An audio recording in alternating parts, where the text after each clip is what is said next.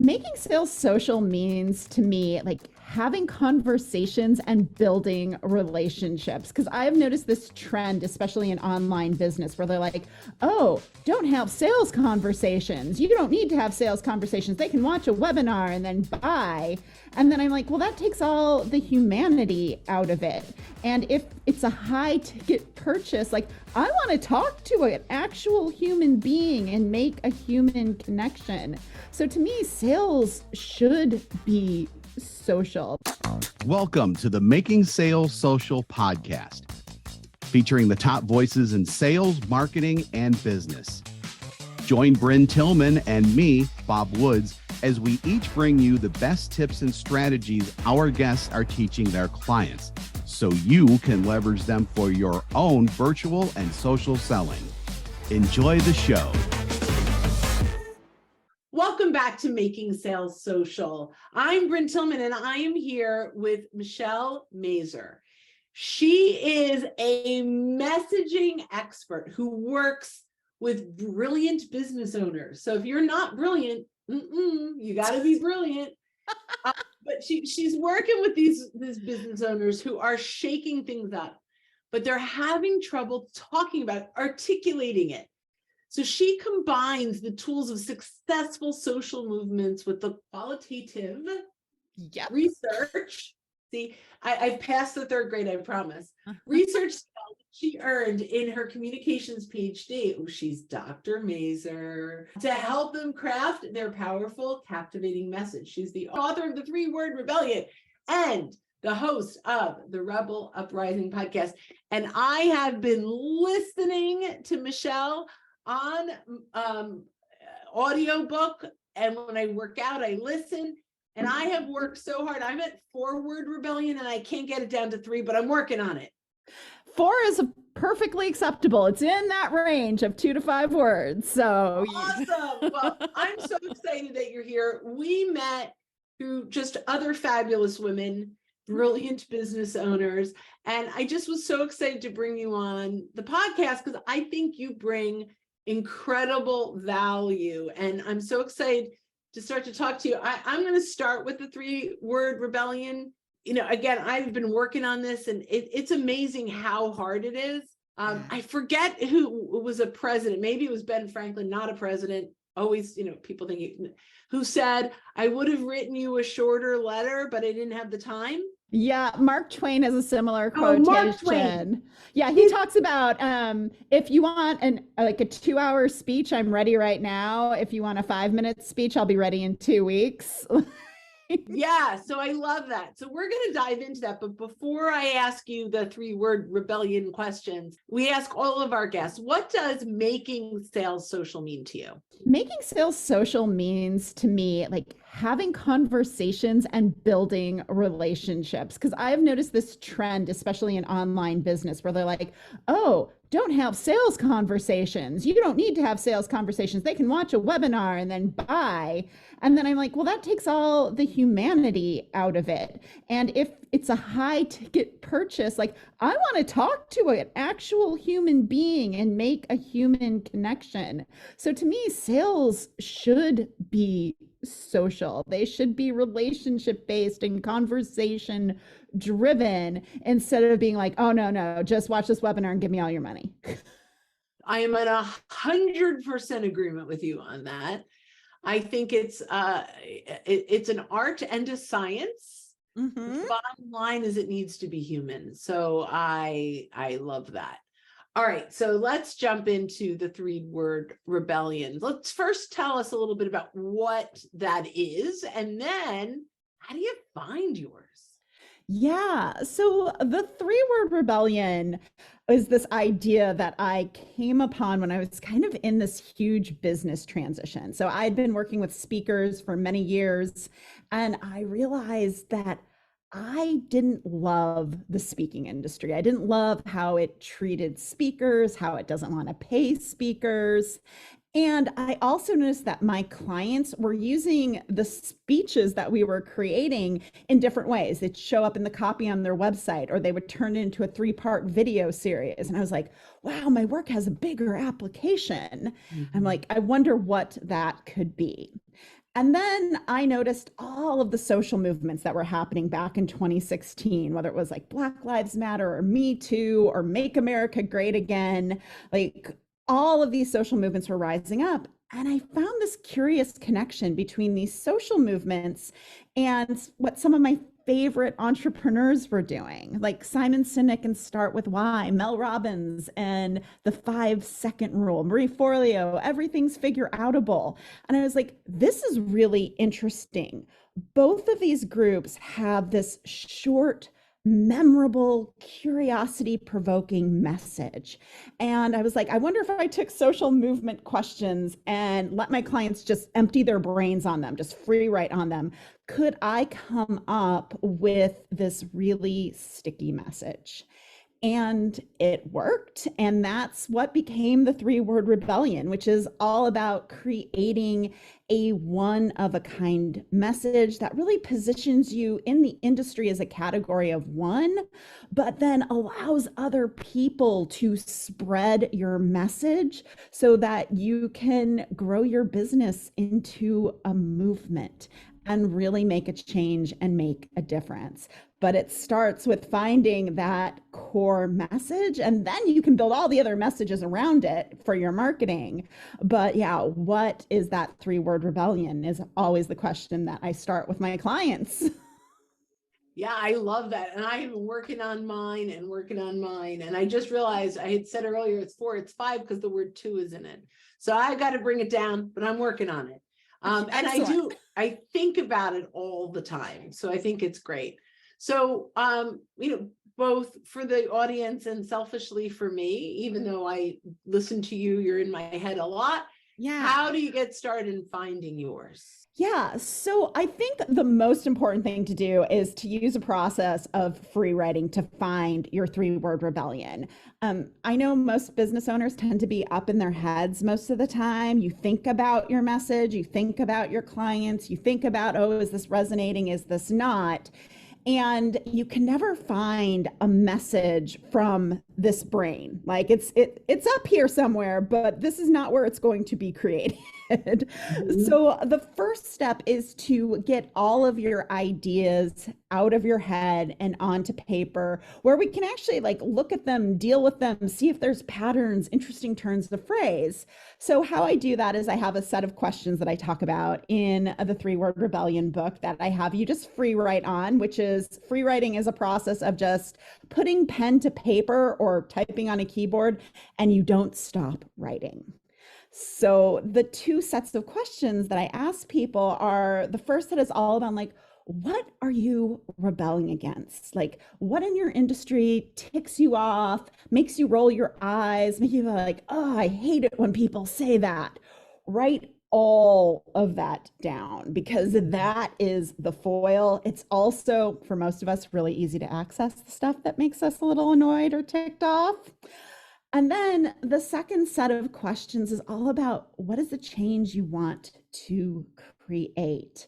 And allowing yourself to be in that place of being dreamy and what if, and not worrying about the how to make it happen, right? Because I think that's another place where we get stuck. It's like, yeah, I want to make this big change in my industry, but I can't put that down on paper because I don't know all the steps to make it happen. And it's like, that doesn't matter. Focus on the what if, like, what is that change you want to create? And don't worry about that how piece. That's interesting. And I think, it's hard as business owners or as entrepreneurs to not get stuck in the weeds. Like it's hard, I think, and that might be some of even my issue, is it's hard for us to come up here and look at that big dream, that big picture, because we're in it all the time. Yes. And that is, that's the thing I see with my expert business owners, is that we're so in the weeds, right? We're so close to the message and the work that we do. And what's interesting to us about our work is not interesting to your potential client. I always tell my clients, like, your people want to benefit from your expertise, They don't want to be an expert themselves. And I find with a lot of experts, when they're communicating their message, they're focused on like the expert message and what that means as an expert versus like, no, what does that your expertise actually do for other people?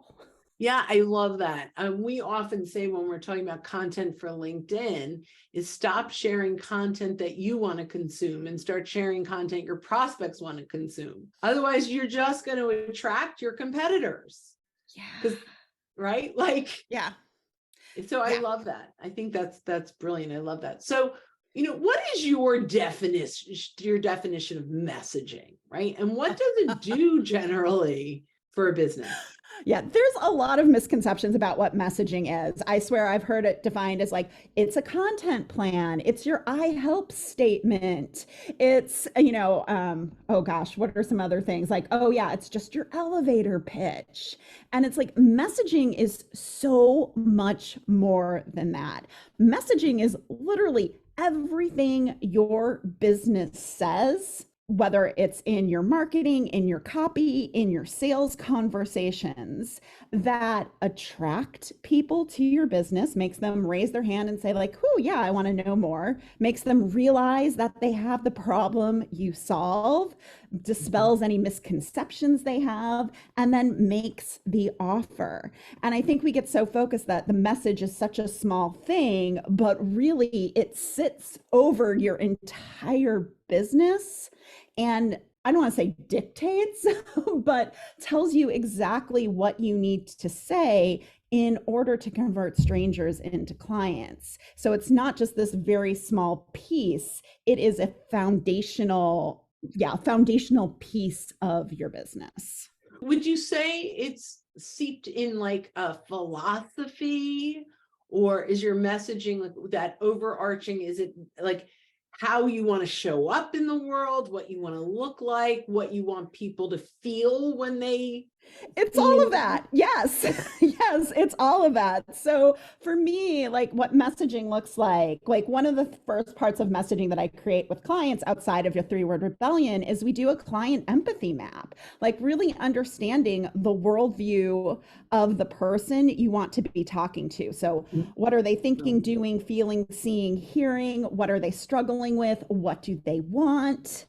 And understanding that and using that as a part of your message. But then you have your 3-word rebellion, which is the thing that catches their attention and makes them want to know more. But then once you have their attention, you have to know, okay, like what do I need to say? What are the arguments I need to make to move this person who just discovered me into becoming a client, into raising their hands and saying yes. Yeah. And so it's based in, and part of that is presenting your unique solution. That is very much a part of the messaging, your point of view, how you're different. So all of that is messaging. And I think sometimes it's such a huge topic that I think it blows people's minds when I talk about it this way. I think most entrepreneurs just wing it. Like I don't do. Like I think, I mean, this is something, and I don't typically say this in the middle of a podcast. This is something that every single business owner and entrepreneur needs to do because, it's especially like I have some clients that have these ghostwriters. And so they're out there doing research and writing, and it doesn't match the website, and it doesn't match their LinkedIn profile, and it doesn't. And that disconnect is really dangerous, I think. Oh, absolutely. Because I've had that experience where I heard someone on a podcast and I was like, oh my gosh, this person's awesome. I'm going to go check them out.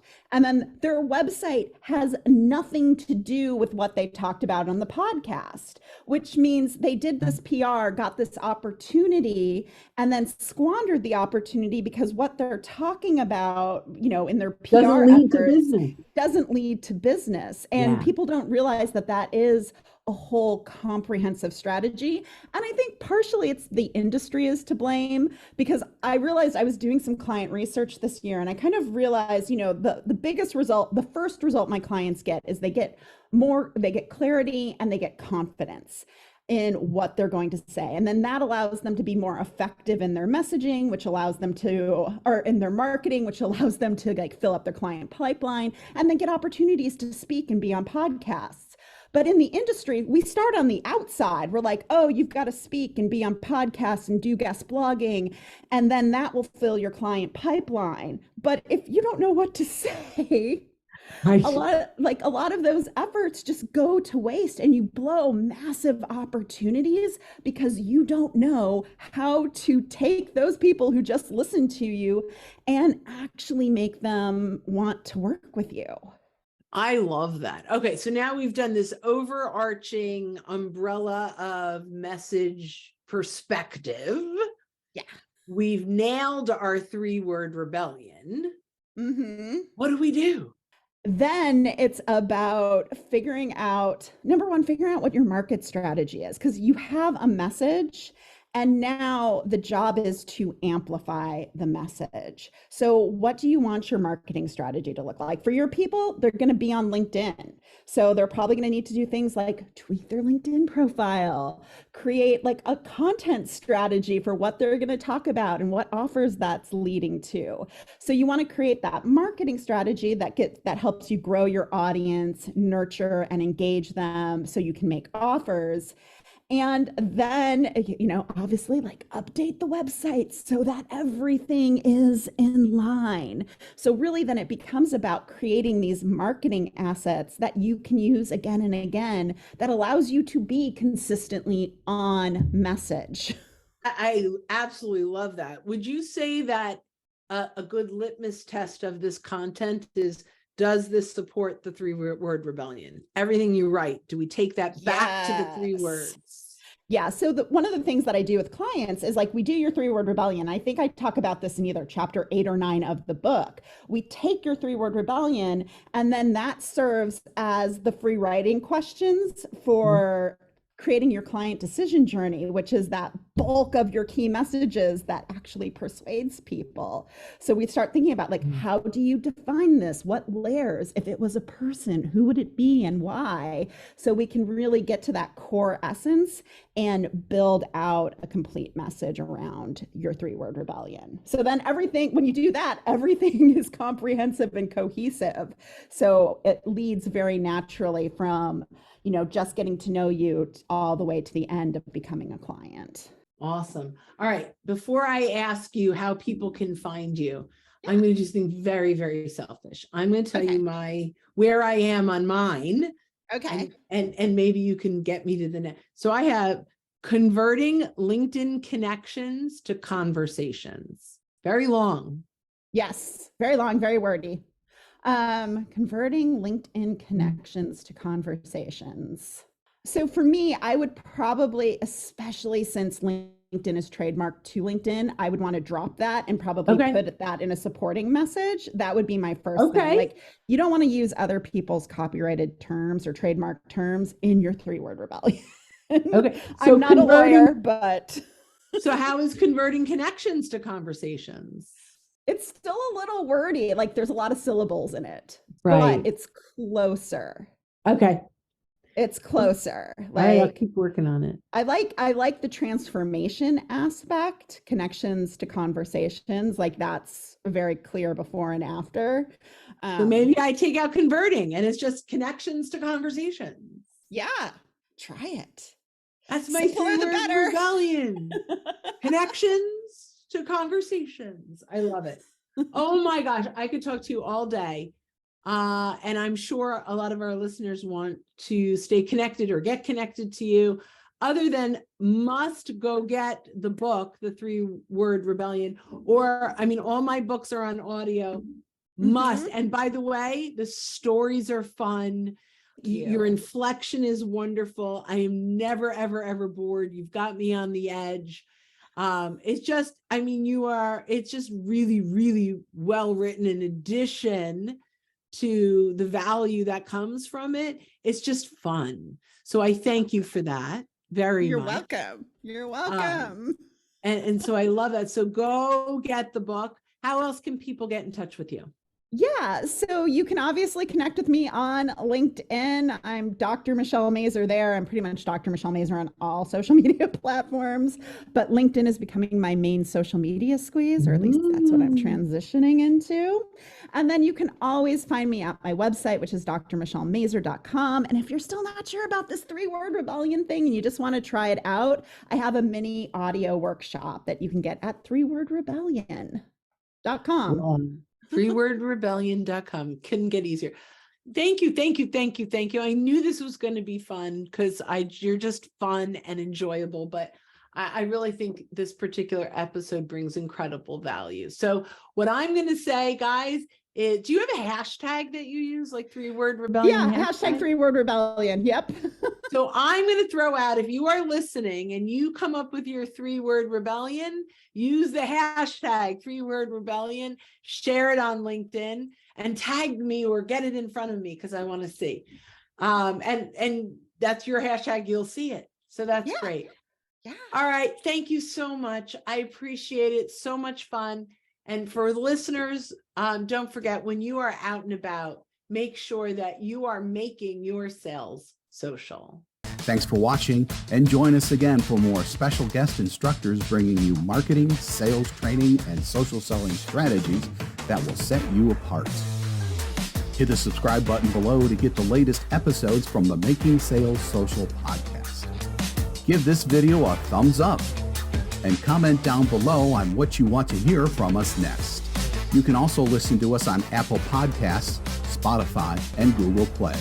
Visit our website, socialsaleslink.com, for more information.